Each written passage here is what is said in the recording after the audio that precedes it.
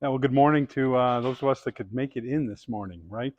Uh, Finally, nice to see some snow actually hit the recommended amount, maybe a little bit more than what they were predicting. We'll see if the kids are all pleased in a few hours. Although the city seemed pretty clear, so maybe they'll still have school, but those buses in the rural areas might have a heck of a time this morning. So yeah, good luck with that, right?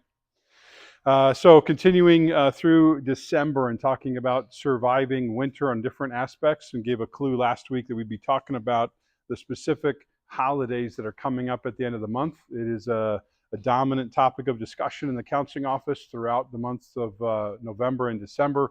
So talking this week about four key factors as we look to Christmas and New Year's that come. And so was writing about those, and the recap is this. I think they're hard holidays, whether you love them or it's not a holiday you particularly care for with Christmas and New Year's, but it's simply because of these things.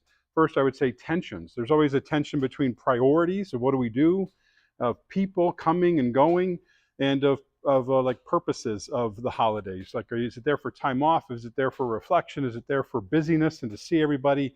So just saying how you navigate those tensions is key. So giving some suggestions on that.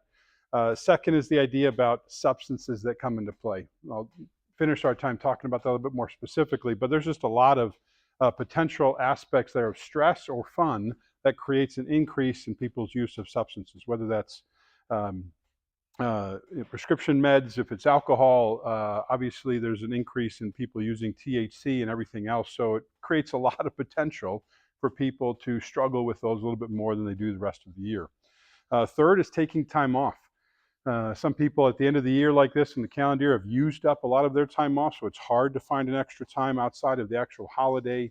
Many people have a lot of responsibilities themselves, so if they're not there working, then it doesn't get done, and that's stressful as well. So really, that's a unique aspect of the end of the month too.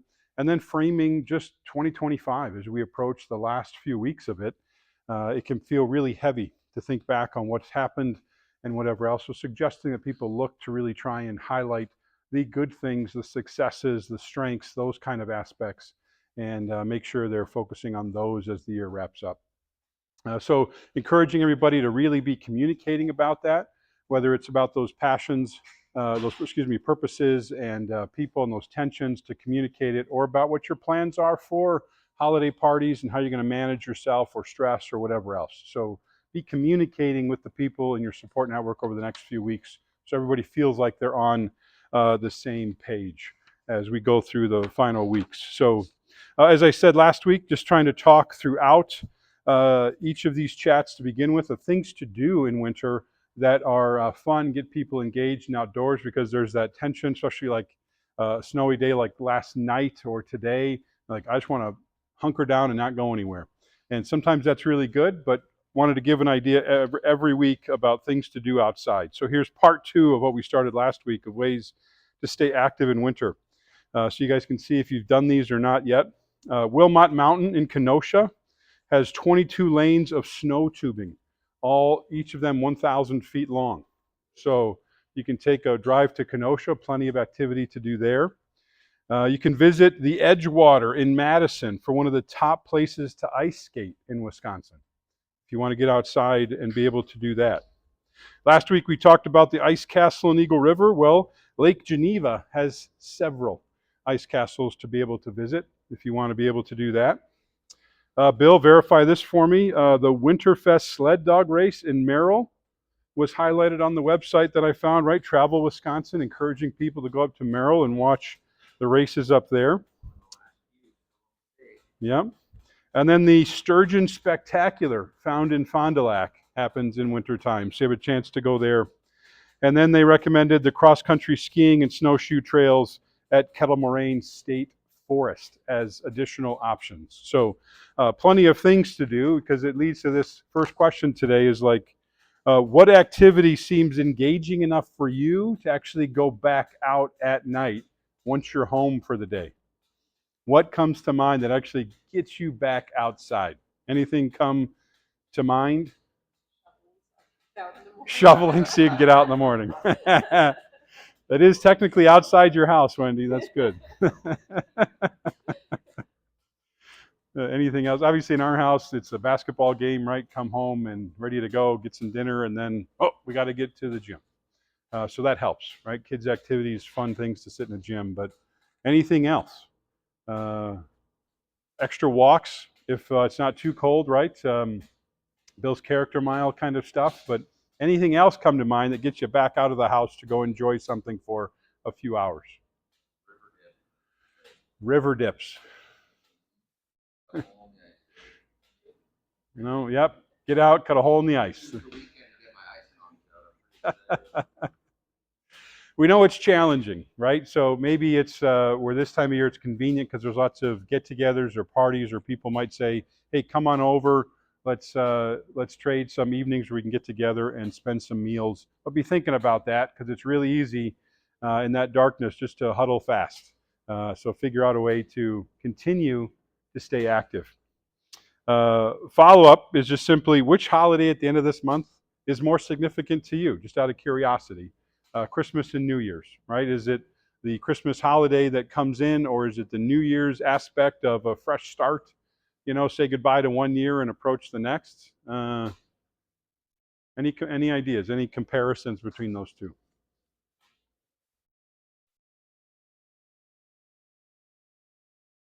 Christmas is more. Family shows up at Christmas. Sure. There you go. Yeah. I'll be thinking about it, right? New Year's has always kind of been the thing. How many adults are still staying up late to get to, right? You're like, which place is advertising at 10 p.m. doing the midnight version, right? How early can you just flash and say it's midnight in London, so I'm going to watch it there, greet 2026, and go to bed at the usual time, right? It's those kind of aspects of how it goes. So just a good question to ask. Which one is more important and why? It reflects back on those purposes of the holidays. What are you looking for? So if it's family and everyone gathering at Christmas time, that's good, but just be aware of that. So some final comments about why these holidays can be difficult. Another recommendation here, just to stay on top of, is when you arrange your activities at the end of the month of December, when you can echo those purposes or passions a little better, and you can make sure that those are aligned, you're going to have a better way to finish December, because you're going to not just give in to urgent things, you're going to stay focused on the big things that are important to you. There's so many urgent things that come up at the end of the year that come up because of all these different parties and people expecting you to do things. So stay clear on your passions and the purposes you want to have. Second is just recognizing if you've been trying to make changes throughout the course of the year, December's a really hard month to finish them. Whether it's all the holiday party and food and get together. So if you're trying to eat differently, really challenging to do. Or all the extra Christmas cookies and everything else. The reality is a lot of people are trying to make some healthy changes when it comes to maybe alcohol use or whatever else. And then they're at all these parties or the traditions of family at Thanksgiving or New Year's. Those get challenging. So when you realize, hey, this is hard to still have this new lifestyle or this wellness focus, then communicate with your support network. Have some allies who are with you wherever you go, who can be your help, your reminder, your buffer, and it'll help you finish some of those challenges for the year. And then finally, I just was double checking this stat, is always a reminder of monitor your alcohol use this time of year, because the statistics show it's 20 to 40% more use of alcohol through the end of the month than what people normally do. Some sites have it as high as 100% more alcohol. Binge drinking goes up 20%. Binge drinking is for women 6 drinks in one sitting. Men, it's 8, and that's pretty easy to do over the course of a 3 or 4 hour get together. So pay attention to that, because most people's bodies, if you're not in that pattern at a holiday party or 2 or 3 in a week, it becomes difficult.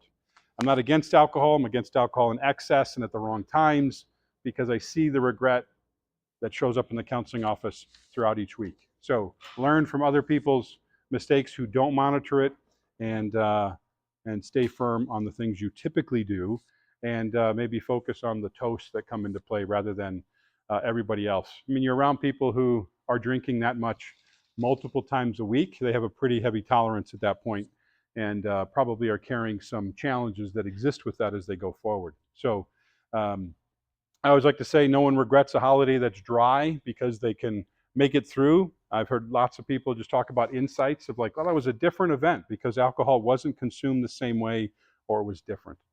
So pay attention to those things as we go forward, not just the alcohol, but the tensions that come and about those new lifestyle patterns you guys are trying to create. So wanted to talk about that this week because we have the most weeks until those holidays arrive for planning purposes. Next week we'll come into another agenda item that was laid out last week. So good to see everybody. Those of us that made it, and hopefully everyone else is okay as we go through this snowy day. Thank you.